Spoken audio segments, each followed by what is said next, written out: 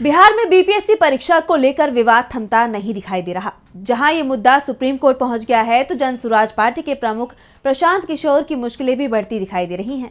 महंगी vanity van को लेकर अब वो बुरी तरह से घिर गए हैं और अब इस पर बड़ा खुलासा सामने आया है। बताया जा रहा है कि ये वैन बीजेपी के पूर्व सांसद की है, जिसके बाद विपक्ष के दावे सच साबित होते दिखाई दे रहे हैं और अब सवाल बीजेपी पर भी उठ रहे हैं। तो क्या है पूरा मामला, जानने के लिए देखिए रिपोर्ट। बिहार में छात्र आंदोलन के समर्थन में अनशन पर बैठे जन सुराज पार्टी के प्रमुख प्रशांत किशोर को लेकर बीजेपी भी गंभीर सवालों से घिर गई है।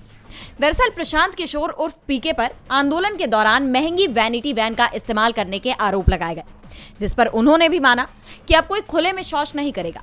लेकिन अब इस मामले में बड़ा खुलासा सामने आया है। खबर ये आ रही है कि पीके को ये वैनिटी वैन, जिसकी कीमत लगभग 4 करोड़ बताई जा रही है, ये बीजेपी के ही पूर्व सांसद ने दी है। जी हाँ, दावा किया जा रहा है कि इस वैनिटी वैन के असली मालिक पूर्णिया से 2 बार सांसद रह चुके बीजेपी नेता उदय सिंह हैं।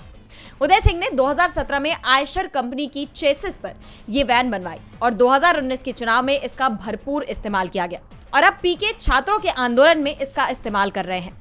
यही नहीं, प्रशांत किशोर पिछले 2.5 साल से पटना के जिस आलीशान बंगले शेखपुरा हाउस में रह रहे हैं, वो भी उदय सिंह का ही है। इस खबर के सामने आते ही प्रशांत किशोर समेत बीजेपी पर सवालिया निशान खड़े हो गए हैं।